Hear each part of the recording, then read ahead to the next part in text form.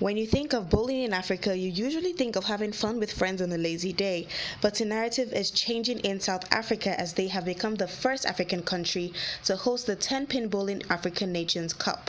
The event, created by President of the 10-pin Bowling Association of South Africa, Vaughan Williams, had 3 African countries, Ethiopia, Mauritius, and South Africa, participate to promote awareness of the sport in the continent. South Africa, showing interest in the sport, selected and trained a team to compete and eventually won the maiden edition. They hope to get more nations to participate and eventually make bowling a recognized sport in Africa.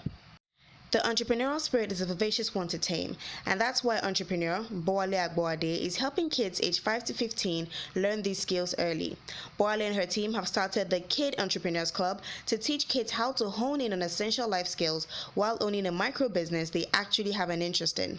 At their first event in Lekki, they had over 70 child-owned businesses show up with services and products ranging from cleaning services to baked goods, selling to over 350 customers. They aim to get more kids to participate while honing in on an important business and life skill. The European Premier League is coming back to the motherland. Knowing well that they have a huge following in Africa, Premier Leagues participate in friendly matches to give their African fans a taste of the action up close. Tottenham and Crystal Palace have both played in South Africa, and now Everton has announced that they will be playing in Tanzania this July. This stop will mark the end of their East African tour and will take place in the country's national main stadium in Dar es Salaam, Tanzania. It is not certain who will be playing against the team, but as the first Premier League to be playing in the East African country, fans cannot wait to watch all the magic unfold. The May Madness tournament is underway in Lagos and is shining its light on some amazing new talents in the sport of basketball. Among those talents is the youngest in the tournament, 16-year-old Chukwudalu Egbejiogu. Chukwudalu started playing in street games after being turned down by a coach and eventually tried out and got selected to play for the Lagos City Stars. He made such an impression in the first match against the Abidjan Raiders that even though his team lost, he got the most press after the match. His skill and talent ranked him 5th place in the top 10 players in the team, and this is just the beginning for him. African startups are getting a boost like never before. The Co-Creation Hub and Google for Entrepreneurs have teamed up to create Pitch Drive, an initiative to give African startups an edge by helping them have access to European capital.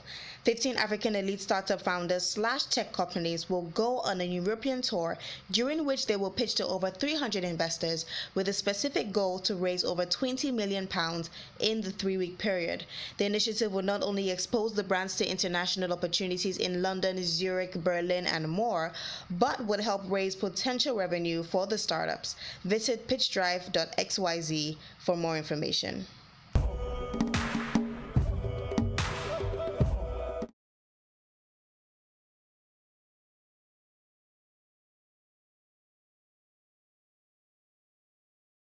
From our studios in South Africa. So tonight, I'll say in earlier on that we have an interesting guest. As a young African doing work in Europe, in the United Kingdom particularly, and his ideas and innovations have come around even to be helping the most unlikely people amongst us as Africans or as people generally. But then let me allow us to have an intro even to who our guest is, and then we'll get him on air to have some further conversations about the work that he does even in that space, using technology even as a young person, even in furthering the African continent's objectives.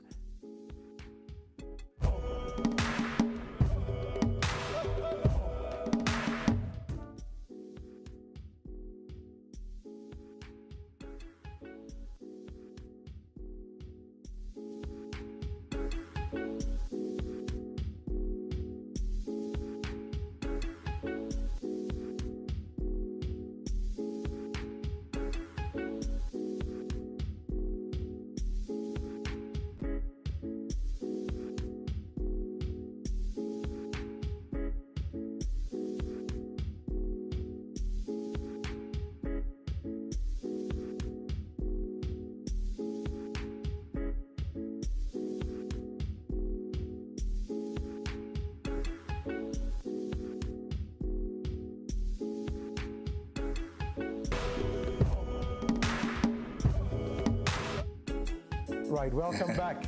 and thank you for joining us. Green. Right, Yes. this is, All about Nigeria, man. we will be joining our guest now, Mr. Sani Yusuf. Sani Yusuf, are you there with us? Right. Like, yeah. Yes, sir. You need a combination. Mr. Yusuf. You gotta have a bit of Niger. Right. Okay. Yeah. How are you? How are I'm you? fine. Very well. How are you keeping? Pretty good, pretty good. Great, great, great. Now tell me, I mean, your organization is called Haibrid. Yes. Yes, and I see that you spelled it in an interesting way. Hybrid, as in how we Yes. pronounce it. Yeah, quite. And tell us about Hybrid. What is it about? I saw a bit of it in the introduction, and I just wanted to speak more about what your consultancy does. Okay. So apart from the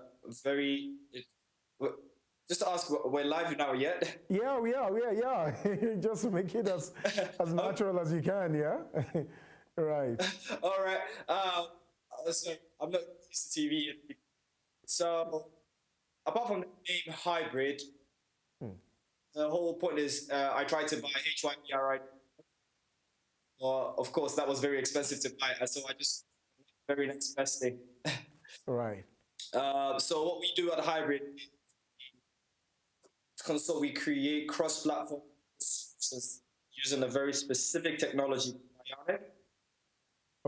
which basically allows people to have one particular product in terms of one, like for the mobile, iOS, Android, Windows Phone, and then also for the web applications, but using just one solution.